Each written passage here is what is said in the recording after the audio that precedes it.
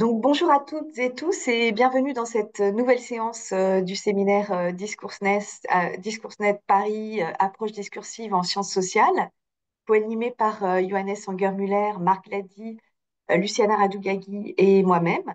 Et nous avons le plaisir aujourd'hui d'accueillir Stéphanie Vogic, qui est maîtresse de conférence en sciences de l'information et de la communication à l'université Paris-Est Créteil et qui est aussi directrice du département de communication politique et publique de l'Université Paris-Créteil et membre du CEDITEC. Et elle a depuis fort longtemps travaillé sur l'expression politique en ligne.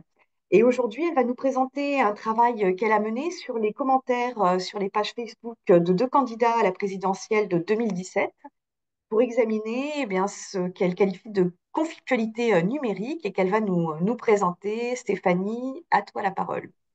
Bonjour à toutes et à tous. Merci beaucoup, Christine. J'apprécie particulièrement le fort longtemps qui me permet de m'ancrer dans une certaine historicité sur l'analyse de l'expression politique en ligne. Donc, mais c'est tout à fait exact. Donc, mes premiers travaux portaient sur les formes de discussion dans les forums de discussion. Donc, autant dire que oui, c'est assez lointain. Alors, je vous ai préparé un petit PowerPoint pour faciliter un peu le suivi. Donc, je vais vous le partager. Ça marchait tout à l'heure, donc il n'y a pas de raison que ça ne marche pas maintenant. Voilà. Donc c'est un travail que j'ai mené alors, il y a quelques années, à vrai dire, hein, même si, il n'a fait l'objet d'une publication que très récemment. Et il porte donc, c'est une étude qui porte sur un corpus de commentaires qui ont été postés sur des pages Facebook de candidats à la présidentielle. Comme le suspense est insoutenable, les deux candidats, je vais vous dire qui sont-ils. C'est d'un côté Emmanuel Macron et de l'autre Jean-Luc Mélenchon. Mais avant de vous donner quelques éléments, enfin de résultats sur cette analyse, je voudrais quand même un petit peu recadrer d'où ça part, cette idée de conflictualité numérique. Enfin, pourquoi j'en suis venue à non pas complètement abandonner mes premiers centres d'intérêt qui portaient plutôt sur les questions de délibération en lien avec la théorie démocratique, et pourquoi j'en suis venue à m'intéresser plutôt aux formes de conflictualité. Alors, je ne sais pas si tout le monde voit bien, parce que euh, là, je vois sur le côté les personnes. Oui, oui, c'est bon, on voit bien. C'est bon? Attends, parce que moi, du coup, je vois plus mon zoom, donc c'est parfait. Voilà. Alors, l'idée, c'est que donc, ayant commencé à travailler, enfin, sur les discussions en ligne, on a d'abord un tropisme assez fort des travaux sur les discussions en ligne, un tropisme vers le modèle, on va dire, délibératif tel qu'il a pu être développé et amendé au fil du temps par Jürgen Habermas. Et c'est un modèle qui continue d'irriguer les travaux qui portent sur la parole en ligne, l'expression politique. On a tout un tas d'études, enfin, qui sont vraiment très nombreuses depuis le début des années 2000, on va dire, et sur toutes les formes d'expression, quel que soit l'espace ou l'arène numérique considérée, qui, grosso modo, hein, comparent les échanges avec le modèle rationnel, argumenté, à la recherche de consensus, donc tel qu'il a pu, enfin, je vous le résume à gros traits, tel qu'il a pu être développé par Jürgen Habermas. Depuis, enfin, plus récemment, on va dire depuis les allez, 6-7 dernières années, on assiste à une sorte de retournement de situation avec pas mal de travaux beaucoup plus critiques à l'égard des prises de parole en ligne, quelles qu'elles soient, enfin que ce soit sur n'importe quel type de réseaux sociaux notamment, avec une expression que j'emprunte à Romain Badoir qui a pu parler de brutalisation du débat. L'idée que, évidemment, on est bien loin du modèle idéal délibératif, si on observe ce qui se passe sur les réseaux sociaux, et on serait dans le contraire, c'est-à-dire eh bien, la propagation de discours polarisants, polarisés, de discours de haine, de choses voilà, qui sont complètement à rebours, on va dire, des premières attentes qu'ont suscité le développement d'Internet. Donc, en fait, on passe presque d'un extrême à l'autre. Et ce type de tension, donc entre d'un côté une délibération qu'on peine à trouver, et de notre une réalité empirique qui serait marquée par des débats essentiellement brutaux, ou en tout cas pas du tout délibératifs, eh bien ce type de tension eh bien, s'est accentué à l'occasion des campagnes électorales, qui est donc la période qui va nous occuper aujourd'hui, où on a vu à chaque période, enfin à chaque campagne électorale, donc j'en reste ici aux observations menées en France pour ce premier point, eh bien, des travaux qui proposent des analyses, en particulier des analyses lexicales, comme celle que j'ai donnée, enfin, dont je donne la référence à l'écran, donc celle de Julien Figeac et de ses collègues au LERAS, qui tournent autour des phénomènes de polarisation, c'est-à-dire d'exacerbation des désaccords entre différentes communautés, en l'occurrence communautés militantes, hein. C'est-à-dire qu'on arrive à des choses irréconciliables entre la droite et la gauche, pour reprendre les catégories très classiques et sans doute encore à discuter de l'agenda politique, de l'échiquier politique, pardon. J'en suis venue moi-même, ayant travaillé à plusieurs reprises sur le modèle habermasien, et en ayant tiré il y a longtemps de ça un bilan, j'en suis venue à m'intéresser à d'autres modèles et à lire un petit peu ce qui pouvait être écrit de l'autre côté de l'Atlantique. Et j'ai particulièrement apprécié les travaux d'un auteur qui s'appelle Zizi Papacharissi, que je vous ai mis aussi sur la diapo, elle, fait plutôt un parallèle entre l'expression politique en ligne et l'expression du désaccord, l'expression des antagonismes. Et si on le raccroche à la théorie démocratique, on se retrouverait plutôt du côté, on va dire, des travaux de la philosophe belge Chantal Mouffe. Donc je vais pas développer ces conceptions, mais grosso modo, Mouffe se situe à rebours des modèles libéraux et des modèles délibératifs pour ce qui concerne la conception de la démocratie, et elle plaide pour ce qu'elle appelle un pluralisme agonistique. Parallèlement, mais là, je ne vais pas m'aventurer sur les plates-bandes des linguistes présents dans le Zoom, on a évidemment des linguistes qui considèrent que le but de l'argumentation, c'est pas forcément d'obtenir un consensus, comme on pouvait le lire dans les premiers travaux d'Habermas, mais justement la reconnaissance, mais aussi la rencontre de positions fondamentalement antagonistes. Et donc, poursuivant les lectures dans cette veine, on peut avoir des travaux tels que ceux, enfin, qui sont essentiellement des travaux, on va dire, théoriques, enfin de réflexion théorique, et je dis ça, c'est pas du tout péjoratif, hein, mais par exemple ceux de Julien Rueff, qui propose une lecture du web politique à partir, pardon, des travaux de Jacques Rancière, donc toujours là, du côté de l'agonistique, et où il a pu effectivement écrire, parce que je vous ai mis également sur la slide, l'idée que en étudiant le web politique, eh ben, il faut s'interroger sur les possibilités d'émergence d'espaces polémiques.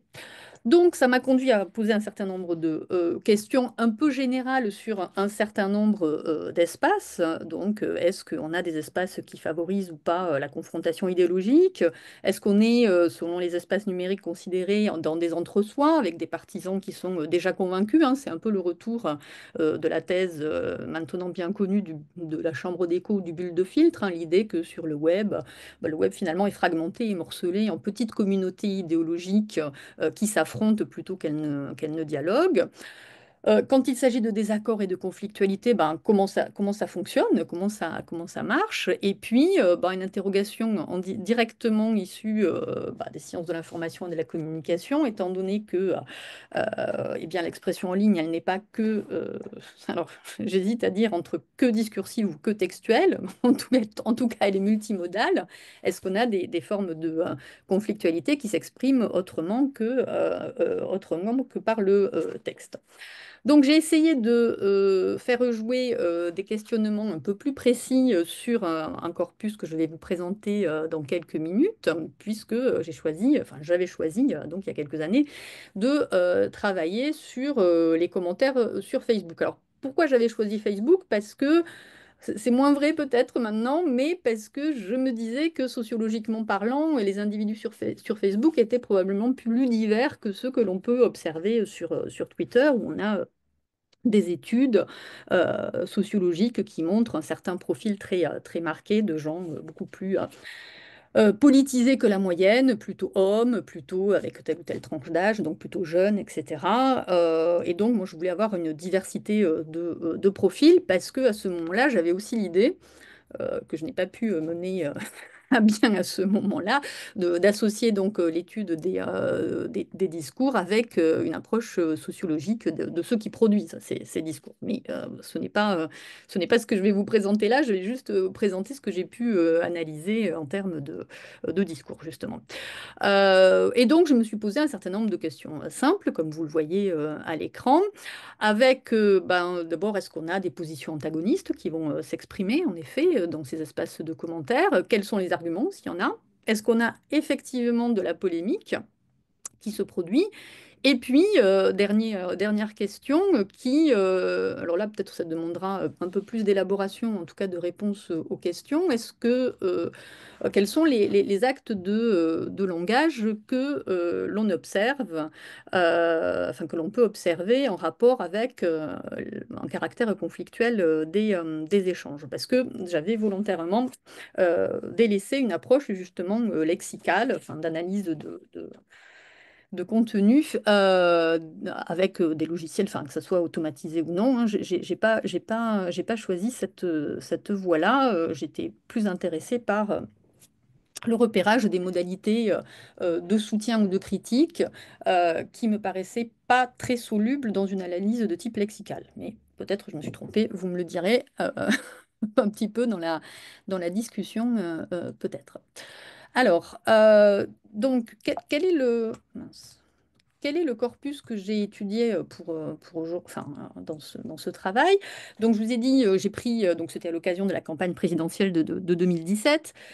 Donc, je me suis intéressée, bon, en fait, je me suis intéressée à tous les candidats, mais vu la masse de posts qu'ils ont postés et la masse de commentaires qui dépassait le million, je me suis centrée sur deux candidats que sont Emmanuel Macron et Jean-Luc Mélenchon.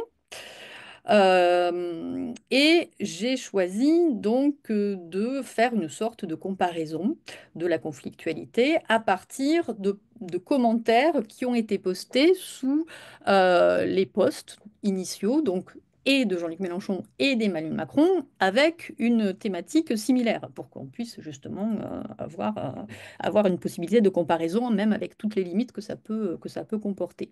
Et donc, il se trouve qu'à l'occasion du 8 mars 2017, donc la journée du droit des femmes, j'ai mis deux fois droit parce que je pense qu'on doit avoir deux fois plus de droits en tant que femme, sans doute, dans ma diapositive.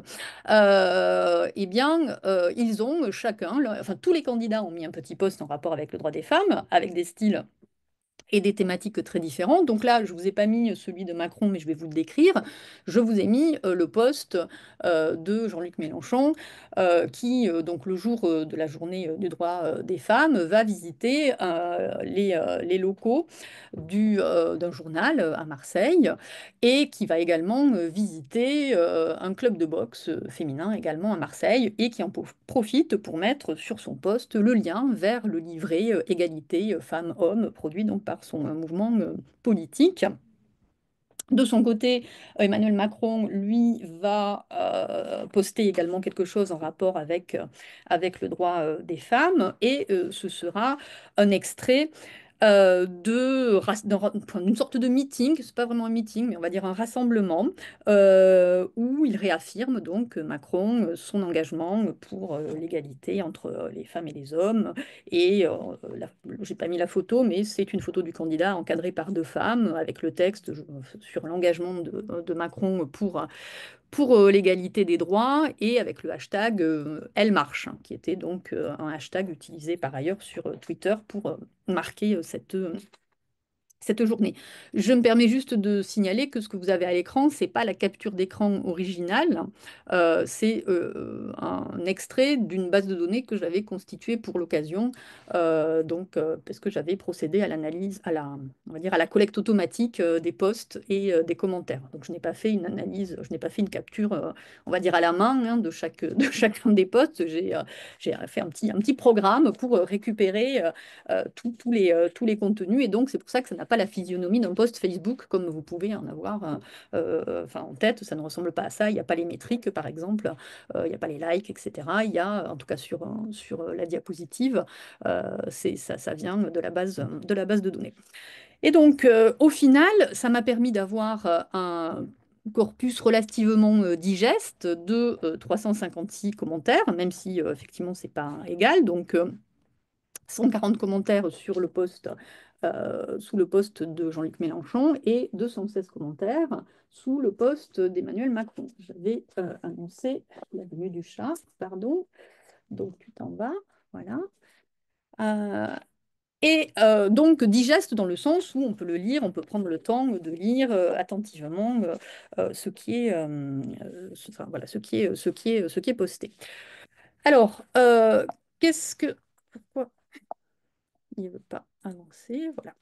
Alors, si on a une description un peu générale d'abord de ce, avant de rentrer dans les questions relatives à la conflictualité précisément, une description un peu générale de ce corpus, vous allez voir dans la suite de mon présentation que j'essaye d'associer à la fois une approche quantitative et une approche qualitative à partir d'un certain nombre d'extraits de commentaires. Donc, ce n'est pas une analyse hein, de la communication politique ou de la communication électorale, c'est vraiment enfin, la manière dont les internautes sur ces pages donc réagissent aux contenus qui sont proposés par les acteurs politiques. Alors, de manière assez attendue, le premier constat qu'on fait sur le plan quantitatif, c'est que bah, la très grande majorité des commentateurs ne postent ben, qu'un seul message, hein, comme vous le voyez à l'écran. Eh bien, il y a, c'est quand on regarde l'ensemble des contributeurs, eh bien, 71,94% d'entre eux ne postent qu'un seul message, et c'est une proportion similaire enfin, sur la page de Jean-Luc Mélenchon. C'est des constantes enfin, qui sont observables sur pas mal d'espaces numériques où on a en gros la majorité des personnes qui interviennent une fois. Je passe sur les considérations, enfin je passe, vous me direz si j'ai raison de passer sur les considérations liées à l'anonymat des commentateurs et sur le fait que, oui, une même personne peut prendre plusieurs pseudonymes pour poster à plusieurs reprises, mais ça paraît être un cas de figure peut-être un peu marginal dans le sens où pour faire ça, il faut ouvrir plusieurs comptes Facebook. À ce moment-là, en tout cas, moi, je n'ai pas observé enfin, une automatisation de la pratique ou des comptes de type robot ou spam tels qu'on peut en avoir, par exemple, sur X, sur Twitter. Et puis, donc, on a une toute petite partie d'individus qui postent beaucoup plus, donc plus de 10 messages. Bon, il n'y en a pas chez Mélenchon, hein, mais il y en a sur la page de Macron. Alors après, il y a quand même l'idée que la page de Mélenchon contient plus de réponses que de commentaires initiaux, donc elle a on va dire une force conversationnelle un peu plus élevée, à 65%, que la page de Macron, où il y a 42% des messages qui sont des réponses. Sur le plan de la modalité, on a des individus, enfin des internautes chez Macron qui sont plus promptes à poster ben, de l'image, que ce soit sous forme de photos, enfin d'images fixes ou d'images animées, ce qui n'est pas facile dans les espaces de commentaires Facebook, alors qu'ils sont très très peu chez Mélenchon. Donc on a 12,5% de photos chez Macron, 1,4% chez Mélenchon. Donc pas beaucoup. Donc ça, c'est voilà, un tableau très, très général de ces espaces de commentaires. Si on s'intéresse cette fois-ci le rapport, enfin, est-ce que quand on est sur ces espaces de commentaires, on parle du droit des femmes? Quand même le sujet, parce que c'est quand même des commentaires par rapport à un poste de candidat sur ce sujet.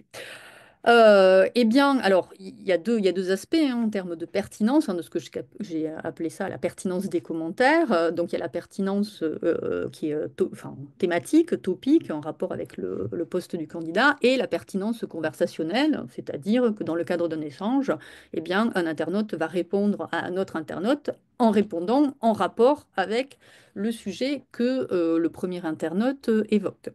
Et vous voyez avec le tableau quantitatif que, eh bien, on a pas mal de commentaires chez Macron qui sont faiblement, enfin, qui n'ont qu'un rapport assez lointain avec, avec le sujet du droit des femmes, puisqu'il n'y a que 37,5% de commentaires pertinents, alors que ce chiffre est de 61,43% chez Mélenchon. Hein. Alors, j'ai fusionné les commentaires donc pertinents en fonction de la thématique ou en fonction de la conversation, enfin de leur insertion dans un échange.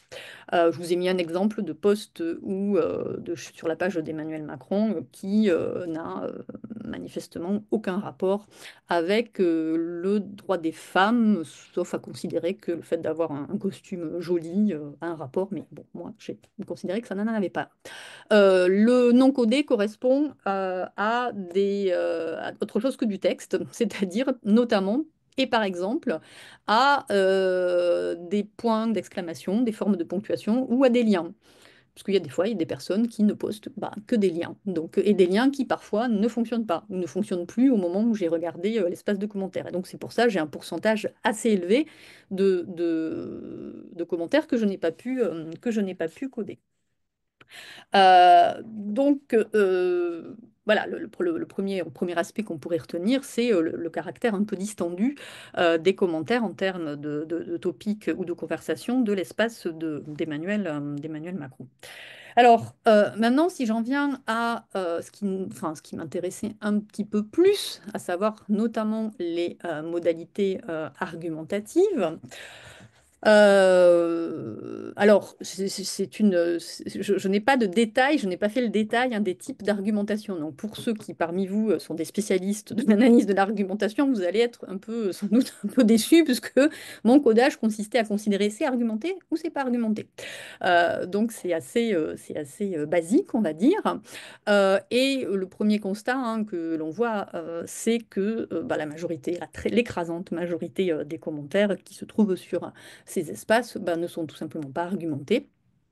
Et quand ils le sont, donc je vous ai donné un exemple, alors quand ils sont argumentés, certains opèrent ce qu'on appelle enfin, une forme de désingularisation, l'idée qu'on essaye de monter en généralité au-delà de son cas personnel, au-delà du témoignage que l'on peut apporter. Donc je vous ai mis un exemple de commentaire que j'ai considéré comme argumenté, même si en le lisant, vous vous apercevez que ça n'a strictement aucun rapport avec le sujet qui nous occupe, puisque le Alexandre Maurice Roger, donc, qui est l'auteur du commentaire, parle en fait, de la corrida et de l'interdiction de la corrida. Donc, il indique cette cause est secondaire pour une raison simple. Il est difficile de tout faire tout en même temps et quitte à faire quelque chose, autant le faire bien plutôt que faire beaucoup de choses à moitié mal faites. Je suis comme la majorité contre la souffrance animale. Ça fait 22 ans que j'ai des chiens guides d'aveugles, mais la priorité reste les humains. Mon vote n'est pas basé sur une seule chose qui me tient à cœur, car je ne pense pas juste à mes valeurs, mais à l'avenir du peuple français. Je ne pense pas juste à mes valeurs, mais à l'avenir du peuple français. Donc j'essaie de me sortir un petit peu de mon seul cas. Donc j'ai mis les citations telles quelles, donc il n'y a pas de correction orthographique ni de syntaxique, donc vous les avez telles que c'était posté sur les pages Facebook.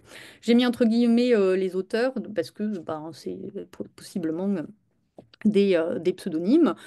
Donc là, Alexandre Maurice Roger réagit non pas sur la visite de Jean-Luc Mélenchon dans un club de boxe ou dans un journal ou quoi que ce soit, mais sur le fait qu'un des internautes interpelle Mélenchon sur le fait qu'il va ou non interdire la corrida. Et donc, voilà. Donc ça, c'est un commentaire pertinent, argumenté, mais sans rapport avec le sujet. Et donc, on en a quelques-uns comme ça. Si je continue mon parcours dans l'analyse de ces commentaires, attendez, je regarde si... Enfin, je ne sais pas si on prend les messages. Non, voilà. Je me demandais s'il y avait des questions directement dans le chat. Si on s'intéresse maintenant à la dimension un peu plus, donc à la dimension polémique. Non, pourquoi je suis allée aussi loin? Attendez, je pense que je suis allée trop loin. Excusez-moi. Voilà. Non, c'est pas, ça ne fait pas du tout ce que je veux faire, évidemment. Pardon. Un bug J'ai un bug de PowerPoint, je crois. Alors, je reviens. Je vais revenir sur le partage, excusez-moi. Hop. Là. Non. Bon, attendez, je le mets provisoirement comme ça pour pas être embêté. Euh, voilà. Donc là, ça, on l'a vu. Donc, je me mets ici. Euh, voilà. Donc ensuite, je me suis intéressée en effet à la question de la polémique qui est extrêmement, qui est très, très travaillée en analyse de discours et pour laquelle il y a énormément, énormément de travaux. Et puis, bon, c'était un petit peu un obligatoire, on va dire, de s'intéresser à la polémique étant donné les questions que je posais. Donc, voilà, je suis allée prendre des définitions assez classiques. Donc, j'ai regardé effectivement les travaux de Juliette Rennes ou ceux de Patrick Charaudot et Dominique Minguenot sur les définitions de la polémique. Donc, je vous ai mis voilà, un petit rappel parce que je me suis dit que vous connaissez bien ces travaux. Donc, j'ai mis un petit rappel sur la diapositive et puis quelques exemples de textes, enfin de commentaires que l'on peut trouver en ligne sur les pages donc de Mélenchon et de Macron. Le...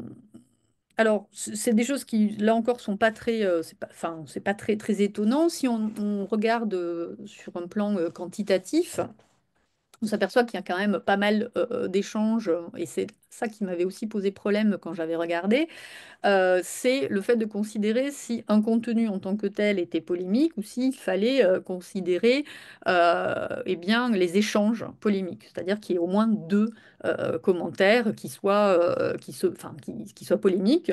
Donc, moi, j'ai pris le parti de considérer contenu et échange.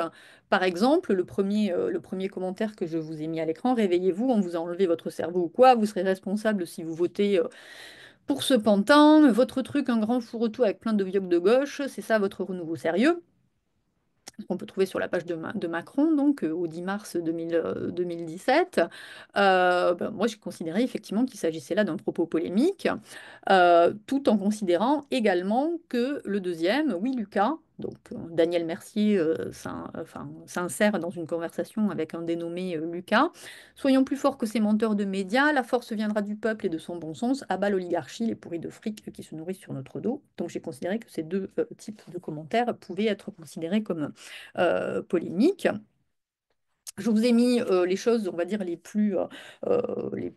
va dire, les plus soft, puisque sur le plan formel, on peut trouver des choses beaucoup plus, on va dire, violentes, y compris sous forme de typographie, de forme de ponctuation, avec beaucoup de points d'exclamation, d'interrogation, des commentaires qui sont écrits intégralement en capital, enfin, tout ce que l'on peut utilisé comme signe typographique et textuel pour manifester de la violence verbale.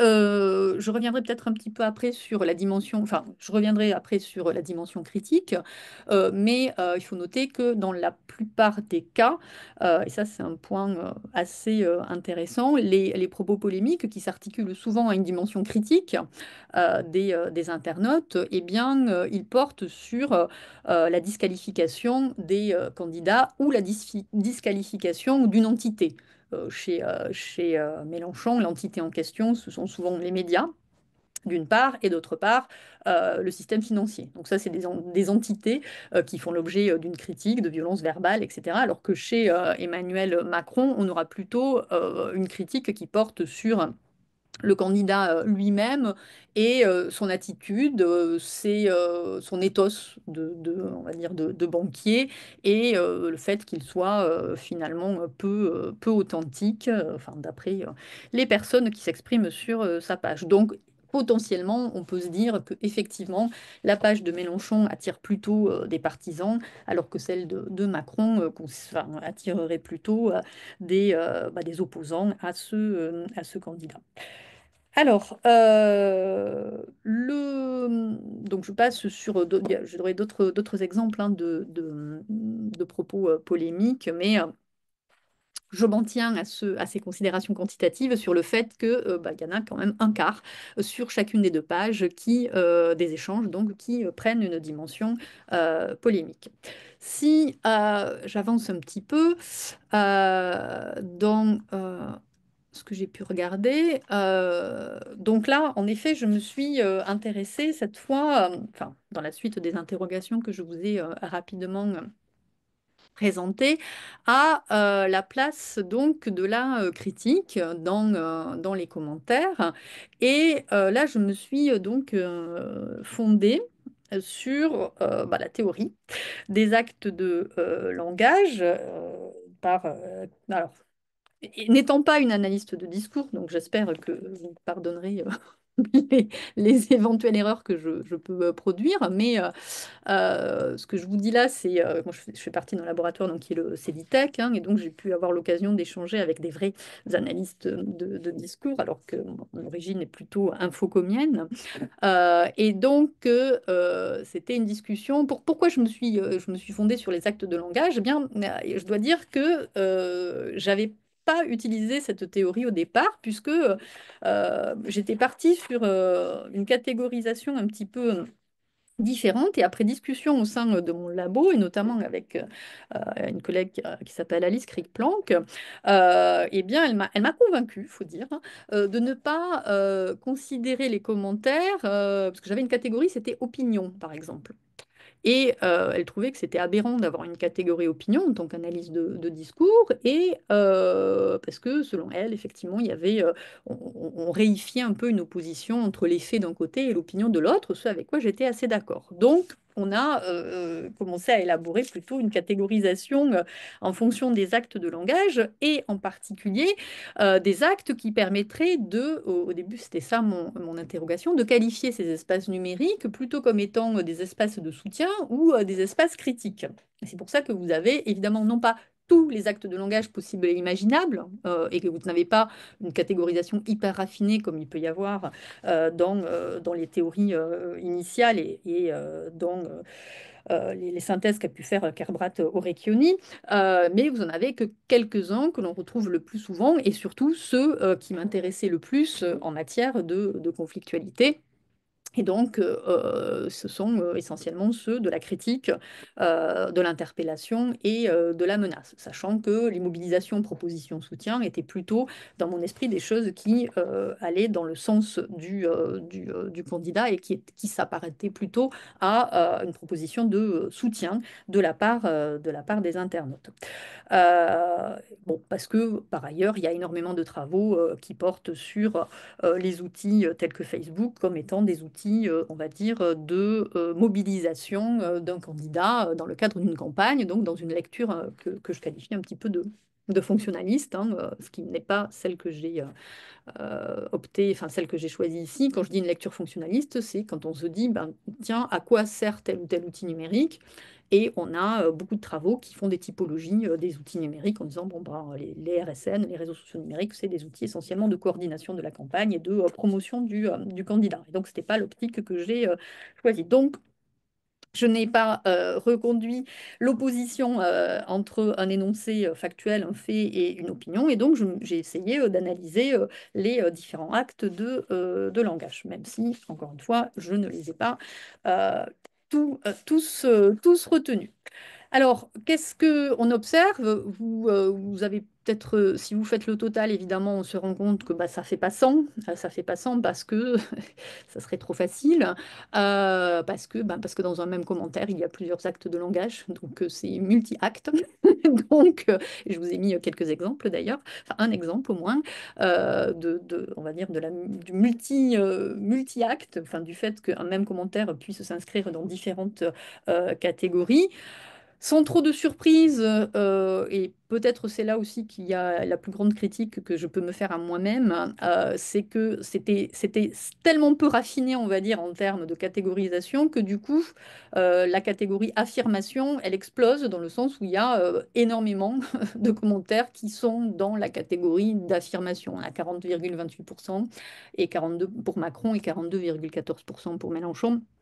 Et effectivement, c'est assez peu informatif sur la teneur en définitive des commentaires. Donc je pense que j'aurais dû être peut-être un peu plus, enfin, procéder à des catégorisations un peu différentes, mais il n'en reste pas moins que je gardais celle de la catégorie de la critique et sans trop de surprise non plus, puisque, si vous vous rappelez ce que je vous disais à propos des propos polémiques, on n'a pas une superposition, mais une proportion à peu près similaire entre les propos polémiques et les actes de langage critiques. Donc on est à un peu plus d'un quart ou un peu plus d'un quart, selon les candidats, de commentaires qui sont marqués par un acte de langage qui peut être inscrit dans le domaine de la critique. On a en revanche, alors je ne sais pas si c'est étonnant ou pas, mais zéro qui s'inscrit dans la menace. Donc les internautes, et on le verra un petit peu plus tard, sont assez, je dirais pas respectueux, mais en tout cas, ils ne mobilisent pas cet acte-là, et pas non plus beaucoup ce qui relève de la mobilisation, en définitive. Alors, encore une fois, hein, c'est un petit corpus, c'est pas toutes les pages Facebook, c'est pas tous les commentaires de toutes les pages de tous les candidats, mais il n'en reste pas moins que chez Macron, on n'a aucun acte de langage qui relève de la mobilisation, et chez Mélenchon, on est à 2,14%. Donc, on n'est pas dans des espaces qui seraient des espaces purement acclamatifs, par exemple, comme on pourrait pu s'y attendre quand on regarde aujourd'hui, par exemple, les commentaires sous les chaînes, c'est un autre espace, vous avez YouTube, on voit bravo, merci, super, etc. Enfin, des choses qui relèvent de l'interjection et du soutien. C'est pas vraiment ce que l'on observe sur Facebook en 2017. De la même manière, la dimension proposition est très faible. On observe quand même un peu plus de soutien sur la page de Jean-Luc Mélenchon. Donc, mais quand même, hein, les deux plus, les plus importants sont l'affirmation et la critique. Alors, je vous ai mis un exemple du fait qu'un commentaire peut s'inscrire dans différents actes de langage, enfin, on peut mobiliser, pardon, différents actes de langage. Je vous ai mis un extrait de Samuel Samosa Lapalaya, pas sûr qu'il s'appelle comme ça, mais enfin, en vrai. En décembre, déficit de la France était de 3 milliards et en janvier, il était de 7 milliards. Expliquez-moi, Monsieur Macron, comment se fait-il que le déficit a explosé alors que vous étiez ministre de l'économie? Il y a dû la Cécile, je suppose que ça veut dire laxisme, mais je ne suis pas sûre, avéré de nos politiques qui mettent la France en faillite, puis surtout 380 000 euros pour un déplacement, et vous dites ne pas être de l'oligarchie, vous prenez les Français pour des idiots. Donc je fais aucune, j'ai pas de considération sur la syntaxe, l'orthographe, etc., hein, sur ce type d'analyse. Mais là, ce que l'on voit, c'est qu'on a à la fois quelque chose qui relève de la critique, avec, on va dire, une mobilisation de l'accountability, l'idée que le candidat doit des comptes sur son passé, puisqu'il a été ministre de l'économie, donc il doit rendre compte de son action, et en même temps quelque chose qui relèverait de l'interpellation, même si cette classification peut être discutable, puisque moi j'ai considéré que comment se fait-il que était une forme d'interpellation du candidat, même si, bien sûr, enfin je dis bien sûr parce que peut-être ça peut paraître évident, jamais aucun candidat ne répond à ces commentaires. Ce sont des espaces où il n'y a que des internautes, jamais aucun candidat ou aucun membre de campagne, en tout cas, intervient en tant que tel. C'est-à-dire, peut-être qu'ils interviennent de manière dissimulée, et je ne parle pas de la dimension de la modération, mais en tout cas, ils ne dialoguent pas avec les internautes. Donc voilà, donc c'est de l'interpellation qui reste de l'interpellation dans le vague. Et puis, pour reparler des questions la première question que j'avais posée sur est-ce qu'il y a des modalités de conflictualisation qui ne sont pas textuelles, je vous ai mis un exemple de Bruno Alba sur la page de Macron. Alors là, on peut considérer, enfin moi je pense avoir considéré que ce commentaire était un commentaire argumenté, puisque quatre excellentes raisons de ne pas voter Macron sur la page d'Emmanuel Macron, et ce n'est pas une démonstration textuelle, discursive, mais une suite de liens vers des articles de presse ou vers le blog d'un de ses opposants socialistes, Gérard Filoche, le dernier lien. Donc c'est comme ça, hein. Je les ai mis, je les ai copiés-collés comme ça. Ce n'est pas moi qui ai aligné à la suite les différents liens. C'est aussi brouillon que ce que vous avez à l'écran. Et donc ce sont des articles qui renvoient à, je ne dirais pas des malversations, mais des choses qu'aurait fait Emmanuel Macron, et qui donc, selon Bruno Alba, font qu'on ne devrait pas voter pour lui. Et donc ça, c'est effectivement des choses que j'ai classées dans la critique aussi. Euh, donc voilà sur ces exemples. Le dernier point que j'ai essayé d'appréhender, parce que c'était aussi en rapport évidemment avec la question de la conflictualité, attendez, je vais y arriver, c'est la question qui est très travaillée dans les études anglo-saxonnes et qui est moins travaillée comme ça en France. Ce qui est beaucoup travaillé en France, c'est ce qui relève du discours de haine. Ça, il y a pas mal de travaux là-dessus, mais il y a moins de travaux sur la question de l'incivilité alors, pourquoi il y a beaucoup de travaux sur l'incivilité dans les travaux anglo-saxons? Ben, comme je le disais tout au début, il reste ce tropisme à l'égard du modèle habermasien, et le modèle habermasien, il valorise des discussions respectueuses. Et donc, en travaillant sur l'incivilité, on continue quand même de travailler sur le fait que les discussions vont ou pas avoir un bout qui rentre dans le modèle développé par Habermas. Et ça, c'est pas quelque chose qu'on fait trop en langue française. Alors, en revanche, on le fait beaucoup aux États-Unis et enfin essentiellement aux États-Unis. Donc, j'ai regardé la question de l'incivilité, de l'impolitesse pour voilà dans la même idée que j'ai regardé la polémique, la critique, l'interpellation, considérant l'ensemble comme pouvant former une approche de la conflictualité numérique. Et donc j'ai distingué, à la suite donc, de Papachar ici, l'incivilité. Donc, je vous ai mis une définition générale qui donc renverrait à la violation des normes sociales. Sur le plan du discours, cela fait référence à des menaces qui pourraient être proférées à l'égard de la démocratie. C'est aussi l'utilisation de stéréotypes, la négation des libertés individuelles. C'est particulièrement observable quand on dit à quelqu'un, par exemple, ben, toi, tais-toi, tu sais même pas écrire. Ça relève de l'incivilité, si on s'en tient à cette définition. Et vous avez vu précédemment qu'en matière de menaces, le chiffre est à zéro.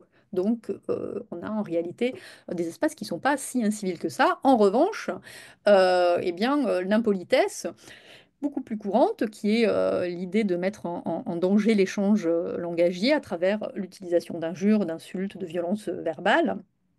Eh bien, ça, c'est un petit peu plus commun, mais pas tant que ça, puisque quand on regarde, donc incivilité, je ne vous ai pas mis les chiffres, parce qu'en fait, ils sont quasiment proches de zéro. Il y a sur la page de Macron, je crois, l'utilisation d'un ou deux stéréotypes, mais ça ne va pas bien plus loin.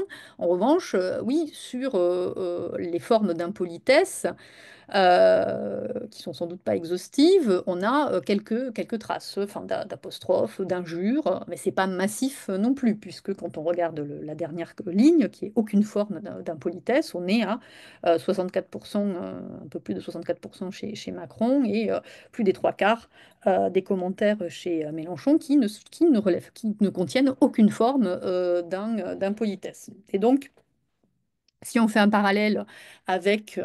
alors, ça disqualifie pas forcément ce qu'on dit sur l'ensemble des échanges sur les réseaux sociaux qui seraient agressifs, violents, etc.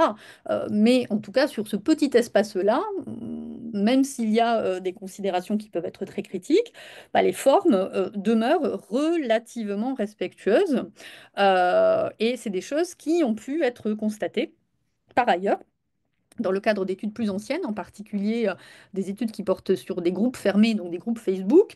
Eh bien, les groupes et les pages Facebook sont finalement pas si incivils ou pas si impolis que ça, puisque en théorie, il n'y a pas d'anonymat. Parce que on suppose que l'anonymat est associé à un plus haut degré eh bien, de violence verbale, ce qui, a priori, n'est pas possible sur Facebook, même si on a vu avec les noms que je vous ai donnés tout à l'heure, des extraits de commentaires, que il est peu probable qu'on ait quelqu'un qui s'appelle Simon va à la plage, quoi. Hein. C'est bon, peut-être, hein, mais ça paraît assez étonnant.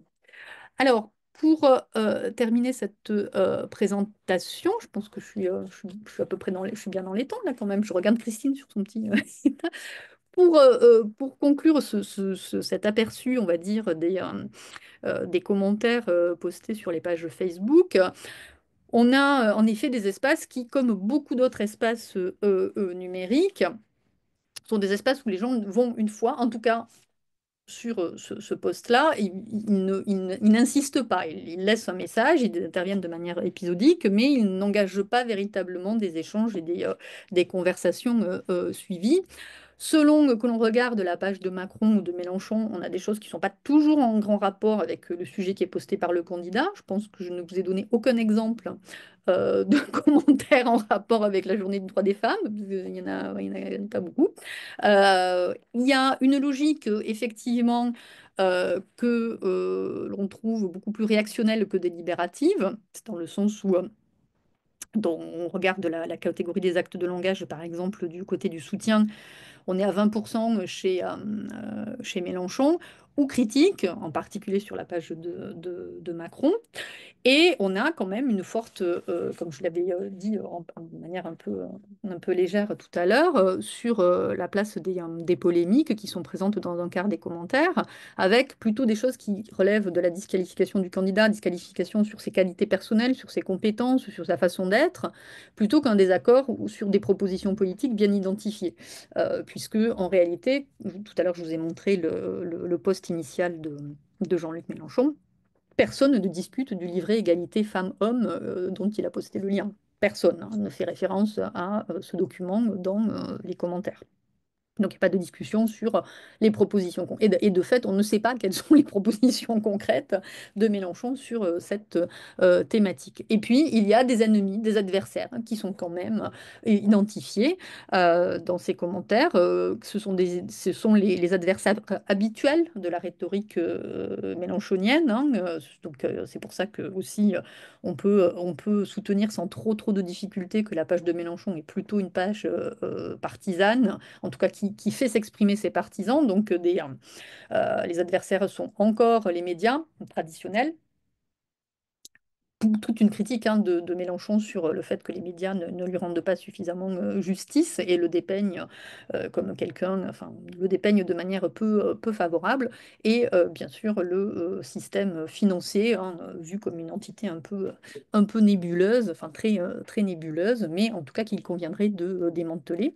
Alors que sur Macron, eh bien, on sent qu'il y a des internautes qui viennent d'autres bords politiques, en particulier de la droite, et qui n'hésitent pas à formuler des critiques à son égard. Je n'ai pas, donc il y a beaucoup de défauts dans cette étude, et parmi les défauts, il y a l'idée que eh bien, je n'ai pas pu prendre en considération la modération. Il est possible que des commentaires aient été supprimés et que donc c'est normal qu'en définitive, bah, il n'y ait pas de forme incivile, parce qu'effectivement, si les modérateurs sont passés par là et les ont enlevés, ben, je risque pas de les voir, mais c'est quelque chose d'impossible à savoir, sauf à travailler en collaboration avec Facebook ou bien d'avoir pu m'entretenir avec les équipes de campagne de Mélenchon et de Macron, ce que je n'ai pas fait à ce moment-là. Donc je n'ai pas d'infos par rapport à ça.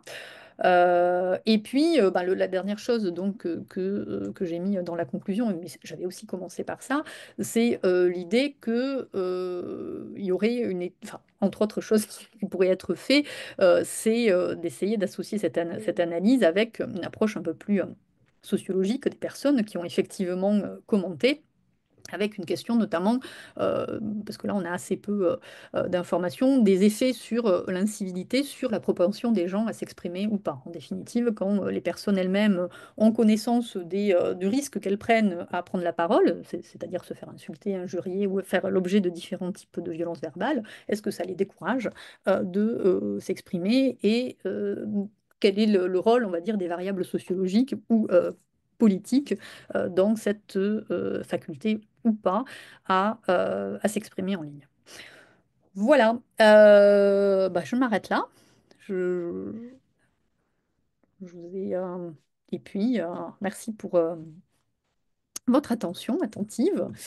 Et, écoutez, je serais ravie de discuter avec vous de ce travail, si vous le souhaitez, évidemment. Merci beaucoup, Stéphanie. Merci pour cette riche présentation. Alors, je vois que Johannes souhaite voilà, prendre la parole et Marc après, oui. Bonjour Stéphanie, merci de ton intervention. La question que j'aurais porte sur la notion de l'espace public. Euh, tu as bien dit que voilà, la théorie de Habermas n'est peut-être plus vraiment très actuelle. Surtout ici, je crois qu'il n'y a pas vraiment d'espace public. Et du coup, ce que tu vois dans les réactions que tu as analysées, ça ne représente pas un espace unique, homogène, mais plutôt chaque fois euh, qu'il y a une trigger, quelque chose qui incite les gens à réagir, il y a des espaces nouveaux. Donc, avec les forums, tu as pas du tout une communauté constituée qui s'exprime, qui se donne à voir, mais chaque fois, et ça dépend beaucoup euh, de la cause du débat ou de la réaction, tu, tu as, voilà, tu vois en train de se constituer un espace nouveau selon voilà, euh, euh, les thèmes, les questions et les enjeux. Donc, je me demande un peu euh, ce que représente ce que tu as montré dans les deux pages, dans les deux espaces. Est-ce que ça représente un espace voilà, des camps politiques ou plutôt un espace antagoniste en général, français, ou je pense que ce serait difficile à dire, non? Ah, oui, je note. Oui, oui, c'est très. Je vais peut-être prendre plusieurs questions, puis enfin, si tu veux, si vous Bien êtes sûr. d'accord. Le temps que je note les questions et que je commence à réfléchir à faire une réponse sensée. Mais oui, enfin, il y a des points d'accord avec ce que tu viens de dire. Et puis, je ne dirais pas qu'à chaque fois, il y a une nouvelle configuration, mais là, il est clair qu'on est dans des espaces, bon, déjà des espaces plutôt militants. C'est-à-dire que dans le cas d'une campagne présidentielle, qui va sur les pages Facebook des candidats?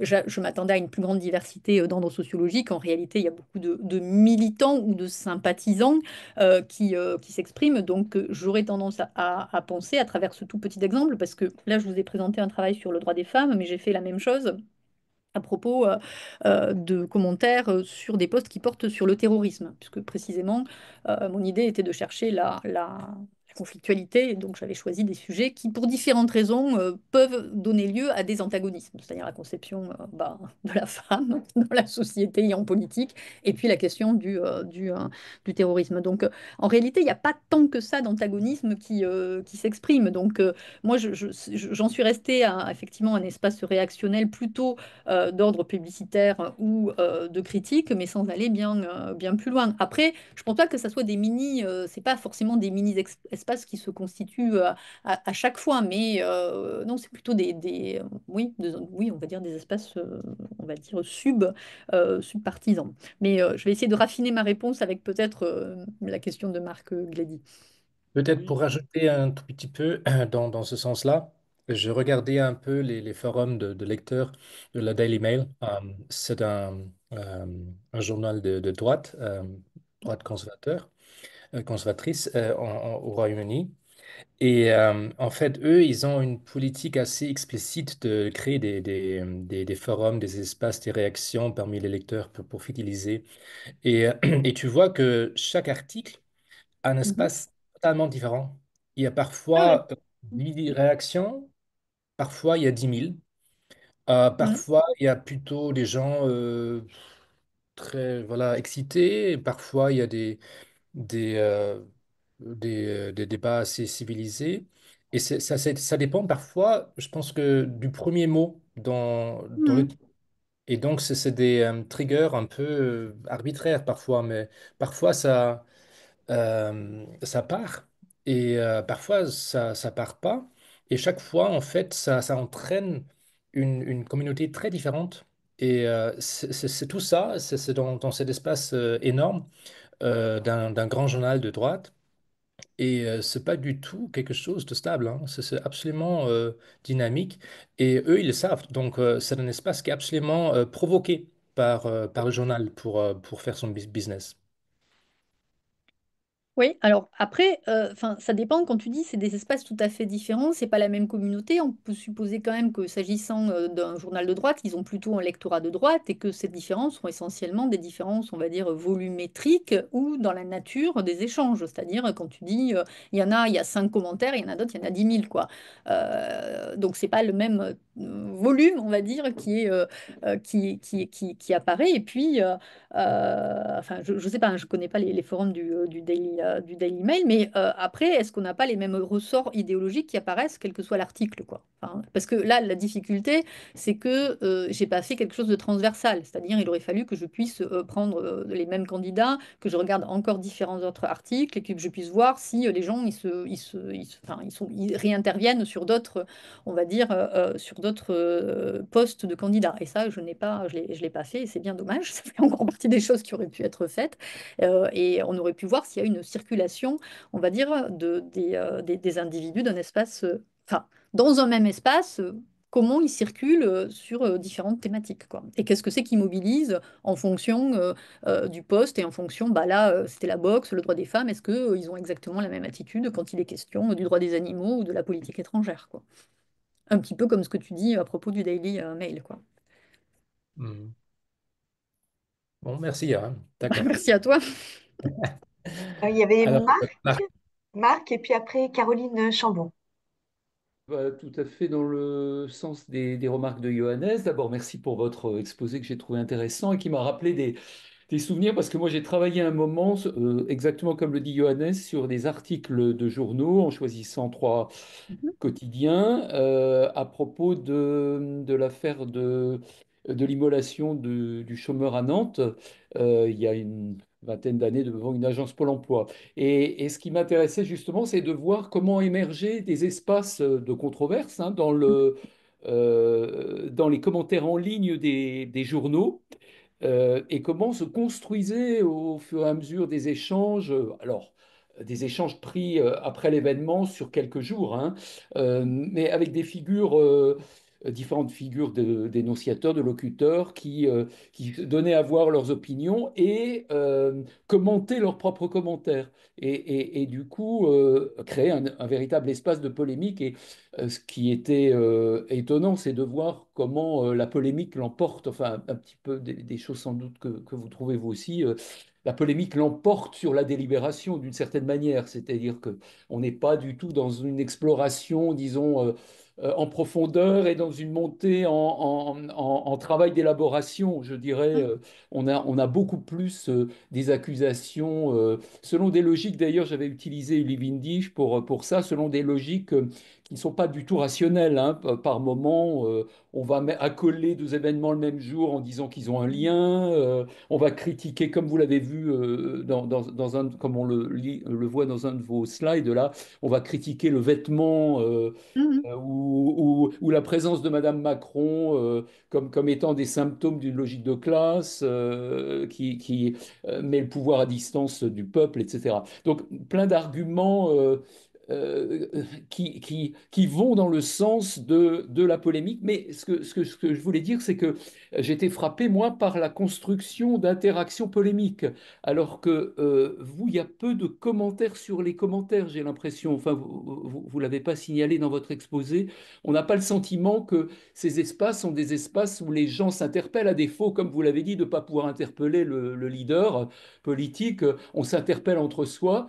Et là, c'est visiblement pas le cas dans Ouais, c'est l'espace. peu le cas. Il y a peu de, il y a peu de conversations, enfin pour le qualifier de manière pas neutre, mais enfin, voilà, de manière un peu formelle. Il y a peu de fils de discussion à proprement parler, comparativement. Effectivement, j'ai en tête des travaux sur les espaces en ligne de la presse écrite, et il me semble que globalement, ouais, il y a moins de fils de discussion. enfin, on est vraiment dans je réagis à un truc et après je passe à autre chose, quoi. Et si on m'interpelle pas moi-même en me disant que je suis un sale gauchiste ou quoi que ce soit, bah je vais pas y revenir, quoi. Je vais passer, je vais regarder les autres posts, je vais regarder ce que dit le candidat, mais je vais pas m'intégrer.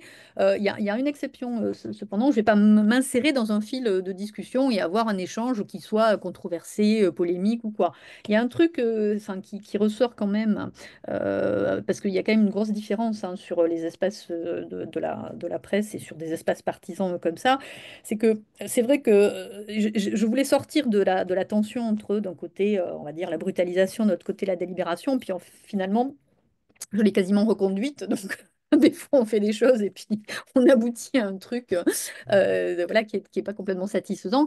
C'est simplement qu'il y a d'autres modèles, on va dire, qui peuvent être mobilisés. Il y a un modèle dont j'ai pas du tout parlé, mais je sais pas comment le qualifier. C'est le modèle tout simplement de l'affirmation de soi. C'est-à-dire que c'est des gens aussi qui viennent affirmer une identité et une identité partisane. C'est-à-dire c'est à qui sera le plus de gauche, surtout sur les pages de Mélenchon, que l'autre. Enfin, qui sera plus mélenchoniste que l'autre qui est un ex-communiste un peu défroqué qui vient là.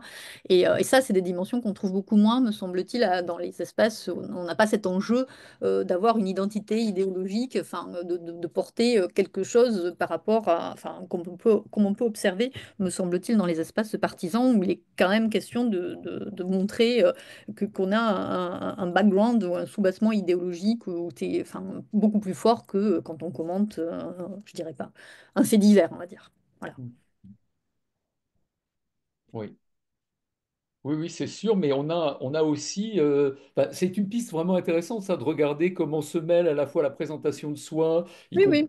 y compris avec l'identifiant, qui est toujours une volonté signifiante, bien sûr, de prise de position, et puis l'élaboration d'un discours sur l'objet du poste ou sur l'objet de l'article de journal ou sur l'objet. Bon, voilà. Et les deux se mêlent et construisent, et peuvent construire d'ailleurs des polémiques très, très complexes. Euh, alors du coup, qu'est-ce que vous pensez c'est un peu l'actualité qui nous dicte ça, mais qu'est-ce que vous pensez du manque enfin comment dire, du rejet des normes de délibération telles qu'elles sont en train de s'esquisser sur les grands médias Ouais, ben, je sais pas, je vais dire des banalités. Enfin, c'est une catastrophe, mais c'est pas un scoop dans le sens où bah, les plateformes. Enfin, je peux que le regretter, mais ça va me faire des vacances. J'aurais plus besoin de chercher des traces délibératives parce que je risque pas d'en trouver, Ouais. puisque structurellement, elles sont éliminées. Non, mais enfin, le problème, il est que enfin, encore une fois, je suis pas sûre d'avoir un truc hyper pertinent à sortir sur l'actualité, mais ces plateformes-là n'ont jamais eu pour objet de revigorer la démocratie. Enfin, on est parti sur cette idée-là parce qu'on a derrière enfin, des idéaux liés au développement d'Internet qui nous viennent, je sais pas, de la contre-culture américaine des années 70. Mais le but du jeu pour Facebook ou pour TikTok, c'est pas de favoriser les échanges démocratiques ou la vitalité de l'espace public. C'est bêtement, c'est de faire de l'argent, quoi, enfin, tout bêtement. Donc, il n'y a aucune raison. Nous, on a des attentes démocratiques vis-à-vis d'acteurs qui sont des acteurs d'abord et avant tout économiques. Donc, ça ne pourra jamais coller. Le problème étant qu'aujourd'hui, étant donné le déclin d'autres formes de prise de parole dans l'espace public et des médias traditionnels qui ne jouent pas nécessairement un rôle satisfaisant justement dans le débat public, ou en tout cas dans une perspective un peu élitiste, on pourrait considérer que bah, certaines émissions ne rendent pas hommage, on va dire, à la démocratie. Bah, on a ces plateformes-là qui sont devenues des acteurs centraux de la démocratie. Et donc, on colle, on leur attribue, on va dire, un rôle et ouais, des comportements, on va dire, qui ne peuvent structurellement pas avoir, quoi. Donc voilà, donc je suis pas très, je suis à la fois déçue, mais déçue de manière attendue, quoi. D'ailleurs, moi, j'étais hyper étonnée quand, avant Musk, quand Twitter avait mis, enfin, ça s'appelait encore Twitter, avait mis en place des petits, pas des petits pop-up qui étaient destinés à ce que les gens cliquent sur les articles avant de les retweeter, quoi. Je sais pas si vous vous rappelez de ça, je trouvais ça extra, parce que je me dis, ah bah tiens, quand même, ils font des trucs, quoi. Et quand il y avait, voilà, quand Facebook avait annoncé qu'ils avaient mis en place une espèce de grand comité composé et aussi d'internautes lambda pour s'assurer de la modération de leur contenu, je m'étais dit, ah quand même, et tout, ils entendent. Mais en réalité, non, c'était un pas en avant pour trois pas en arrière, quoi. Et là, on est dans les pas en arrière, quoi.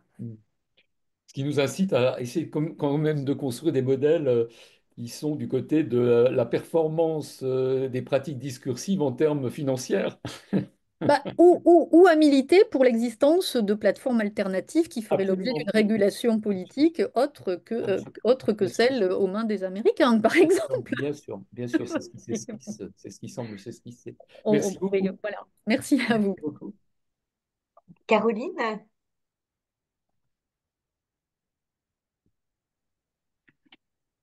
Bonjour, merci beaucoup pour votre intervention très inspirante. Je vais changer de sujet parce que ma question est plutôt d'ordre méthodologique. Je me suis demandé comment vous aviez catégorisé les commentaires de votre corpus, notamment ceux présentant des montées en généralité.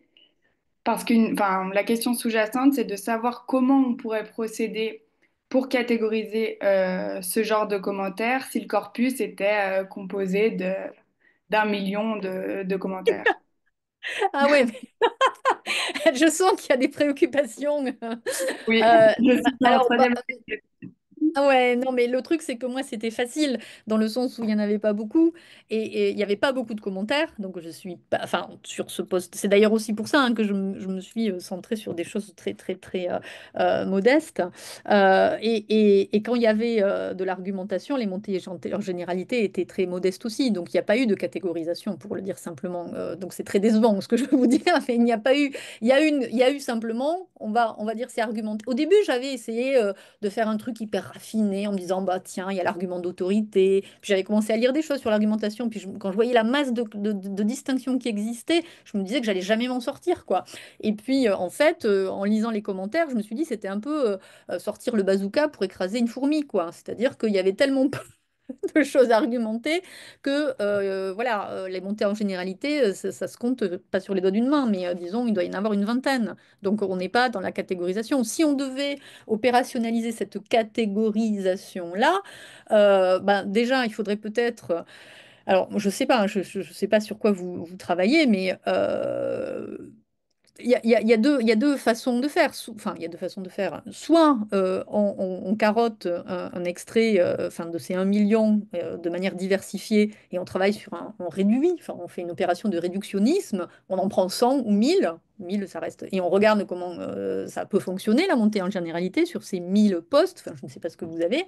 Soit effectivement, on s'attache à produire un modèle, on va dire, avant l'analyse et on l'opérationnalise à l'aide d'un logiciel enfin, d'analyse automatique. Enfin, enfin, on fait une opération d'analyse outillée, on va dire, du discours.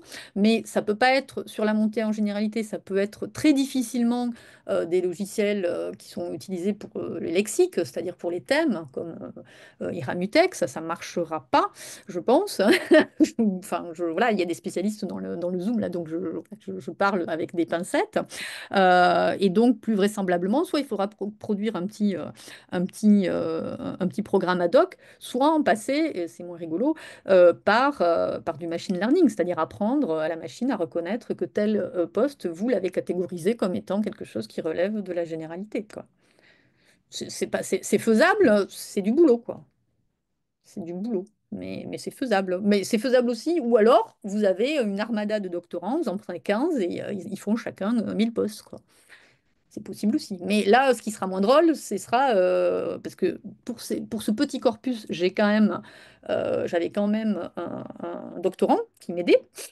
Et, et on a pu avoir des discussions inattendues sur comment catégoriser quelque chose d'argumenté ou de non argumenté quand même, hein. Donc plus on multiplie le nombre de codeurs, plus faut être hyper rigoureux dans la définition, quoi, de ce que vous considérez comme étant une montée en généralité. Ok, merci pour Je votre suis pas réponse. sûre que ça vous aide beaucoup, hein. Bon. Maxime, Oui, bonjour, merci pour votre exposé.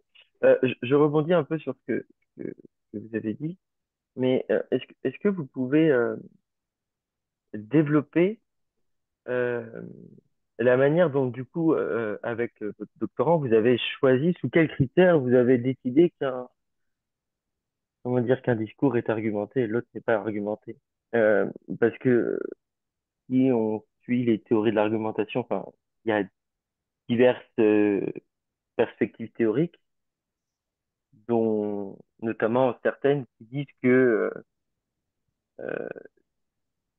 que l'argumentation est en fait présente dans tout le lexique.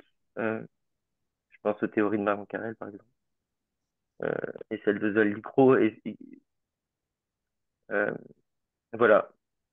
Sous quels critères, en fin de compte, est-ce que vous avez réfléchi à un point de vue théorique avant, etc. Est-ce que vous vous inscrivez dans un point de vue théorique sur l'argumentation? Euh, voilà. Je sais pas Alors, si ça- j'avoue que non, j'avoue que j'ai atteint mes limites parce que sur l'argumentation, enfin, ce qui nous a aidé d'une certaine manière, c'est la pauvreté relative des commentaires, dans le sens où il y avait un critère formel assez basique qui était la longueur du commentaire. Quand vous avez un commentaire qui dit super, Macron, il est gentil, vous n'allez pas chercher trop loin sur la question de l'argumentation. Donc, enfin, de manière un peu léonine, j'aurais tendance à vous dire, quand on parvenait à identifier un argument comme dans celui que je vous ai montré à l'écran, là, sur, je ne sais plus quel était le texte, surtout dans la dimension critique, à ce moment-là, voilà, on le catégorisait comme argument. Mais j'avais pas, honnêtement, j'avais pas une théorie de l'argumentation qui devait considérer que tout lexique était argumentatif, parce qu'il me paraissait que en termes de contenu, enfin, ça ne pouvait pas s'inscrire dans cette théorie-là. Quand vous avez juste des interjections, des points d'exclamation ou des liens, par exemple, il y avait la question ben, que j'ai montrée tout à l'heure, quand il y avait quatre raisons de voter, de ne pas voter Macron, on avait un certain nombre de liens, on a considéré que c'était quand même de l'argumentation, même s'il n'y avait pas le développement d'un raisonnement qui s'appuyait sur soit des sources, soit des formes de validation extérieures. Mais je ne réponds honnêtement en vous disant que je n'avais pas une théorie de l'argumentation identifiée. Ok, si je me permets, merci pour votre réponse. Et est-ce que vous vous fiez, par exemple, à des conjonctures, à des mais, des donc? Enfin, un discours qui avait un mais ou un donc, c'est considéré comme un discours argumentatif ou, ou pas? Enfin, même un discours qui peut sembler complètement naïf, du style Macron a un beau costume, mais il est bête. Est-ce que dans ce cas-là, on le considère comme un discours argumentatif? Euh, Non, mais il y a un discours argumentatif, à mon sens, quand il y a une proposition à défendre. Enfin, là, dans le cas que vous dites, ça me paraît un peu difficile. Par ailleurs, quand vous dites discours avec mais ou avec donc, précisément, moi, j'ai pas fait, j'ai pas considéré, mais j'ai peut-être eu tort, que si on dit, ben, quand il y a une proposition, il y a un mais ou il y a un donc c'est relativement, ou il y a un donc on peut identifier quand il y a un argumentaire. Ça implique qu'on puisse effectivement utiliser un logiciel qui va comptabiliser le nombre de donc et qui va nous dire, bon, ben voilà, on a 150 phrases avec du donc c'est argumenté. Mais je crois qu'en réalité, enfin, faut assez basiquement, et c'est pour ça que les corpus courts sont intéressants, enfin courts, peu denses, on va dire, parce que vous pouvez lire très attentivement et vous pouvez très bien avoir des phrases où il y a marqué donc et où il y a zéro argumentation. Donc non, il y a pas, j'ai pas considéré qu'il y avait des marqueurs, mais je sais pas, peut-être que je vais à l'encontre des théories qui sont en application actuellement dans l'analyse de discours, mais j'ai pas considéré qu'il y avait des marqueurs, je veux dire, linguistiques ou langagiers de l'argumentation. Donc, j'ai essayé d'abord d'identifier dans telle ou telle phrase, dans tel ou tel commentaire, y a-t-il une proposition à défendre? Et si oui, est-ce qu'il y a une argumentation à cette, enfin, pour défendre cette proposition? Par exemple, quand il y a des internautes qui plaident pour l'interdiction de la corrida, c'est là, il y a une cause à défendre. Est-ce qu'il y a un argument, quoi? Donc, et c'est plus souvent sur des choses comme ça. Et je sens que je vais avoir des lectures supplémentaires à faire. Merci, merci Christine. Et linguistes qui sont en PLS. Mais là, dans les exemples que vous donnez, Macron, il a un joli costume, il est gentil ou il est bête. Enfin, avec mon collègue doctorant, on a trouvé ça beaucoup trop ténu. Donc non, ça, on ne l'a pas considéré comme étant un discours argumenté. Merci pour votre. Merci. Je ne sais pas s'il y a d'autres personnes qui voudraient poser une question, prendre la parole. Je me suis permis d'indiquer dans dans le chat la page du groupe DiscoursNet Paris avec le programme et la chaîne YouTube aussi de notre groupe qui voilà, vous permettra, si vous avez raté des séances, de les consulter. Et puis, il y aura d'ailleurs très prochainement la séance de Stéphanie. Alors, du coup, Oh, j'aurais peut-être une question, Stéphanie. Tu as vas-y. évoqué la présence d'images Oui. dans ton introduction. Et je me demandais si, voilà, comment tu avais pris en compte ou pas ces images.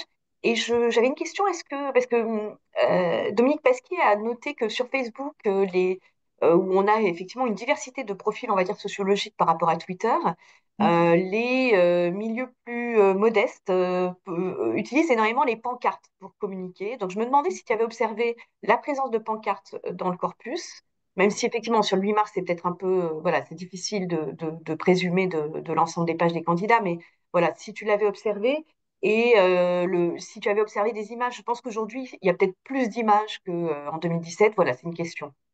Alors, je pense qu'aujourd'hui, il y a beaucoup plus d'images qu'en 2017, d'une part, et d'autre part, la réponse pour les pancartes est non, tout simplement parce que le format pancarte, c'est une fonctionnalité qui est prévue par Facebook dans enfin, ce qu'ils appellent les webcards, quoi. C'est prévu quand tu postes quelque chose et pas quand tu commentes. Donc, en fait, tu ne peux pas faire de pancarte ou très difficilement, c'est pas pratique, quoi, on va dire Oui, de faire et d'ailleurs, c'est aussi pour ça qu'il n'y a pas beaucoup d'images dans les commentaires, parce que autant dans les posts, tu peux mettre tout un tas de trucs, des vidéos, des gifs, des mèmes, de tout format que tu veux. Dans les commentaires, c'est forcément le texte, enfin, en tout cas sur Facebook, mais c'est pareil, par exemple, sur Instagram, hein. Sur Instagram, c'est pas du tout facile de mettre une image en commentaire. Évidemment, en post initial, oui, c'est fait pour ça.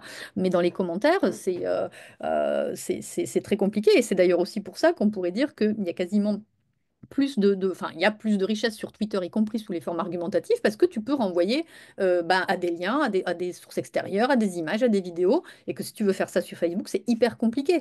Donc, dans l'idée, c'est possible, mais ça demande une manipulation, et justement, c'est pas trivial, quoi. Enfin, tu vois, il faut manipuler un petit peu. Donc, non, pas de pancarte chez moi, pas de pancarte dans mes commentaires, pas beaucoup d'images, et malheureusement pour moi, ça, c'est un défaut. J'ai fait effectivement un petit programme pour automatiser la collecte, mais ça a automatisé la collecte du texte, mais pas des images. Parce que c'est deux process différents, donc je n'ai pas les images. Je sais qu'elles y sont, parce que j'ai un code, on va dire, qui apparaît dans la base. Donc je sais que tel truc, il y a une image. Mais le truc, c'est que, et là tu me diras, c'est que ça a compté comme image les smileys, quoi.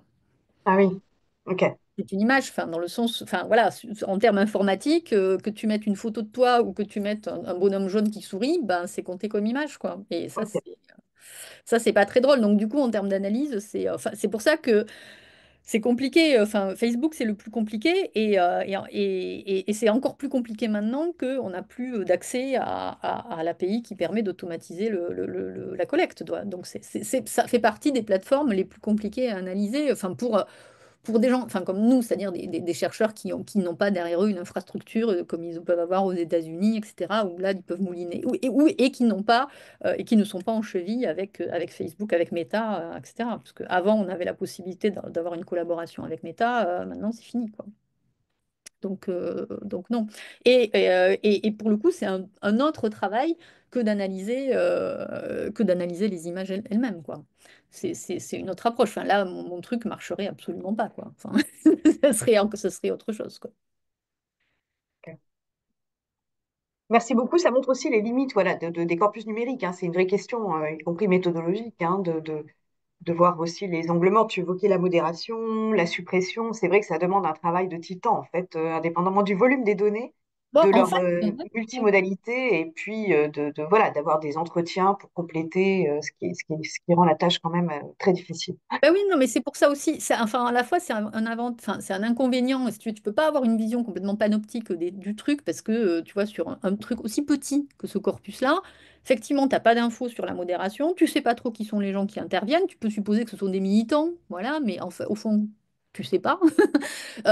Donc, tu peux pas trop analyser les images parce que si tu fais ça un mois après, ben, le truc il a disparu. Si tu as collecté de manière automatique, ben, voilà, t'as plus rien, quoi. Et en même temps, t'entends dans l'actualité des grands discours définitifs sur la dégradation, le drame total enfin, le caractère antidémocratique des plateformes et des espaces numériques, alors qu'en réalité, on a énormément de choses qui sont fondées sur les analyses de réseau sur Twitter, quoi. Enfin, voilà, enfin, et c'est vrai qu'on a quand même encore une fascination pour l'idée que plus on a de volume, plus on peut en dire des choses. Or, big ne veut pas forcément dire beautiful, quoi.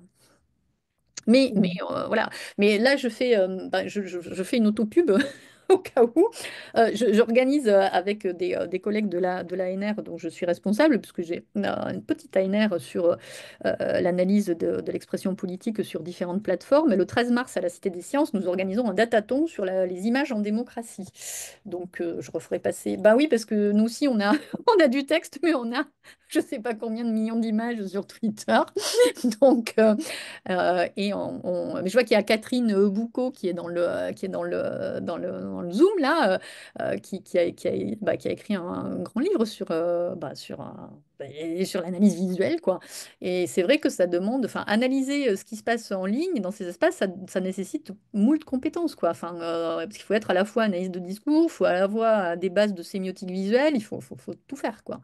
Et c'est pas, et donc ça plaide quand même pour la mise en œuvre de projets un peu collaboratifs, quoi.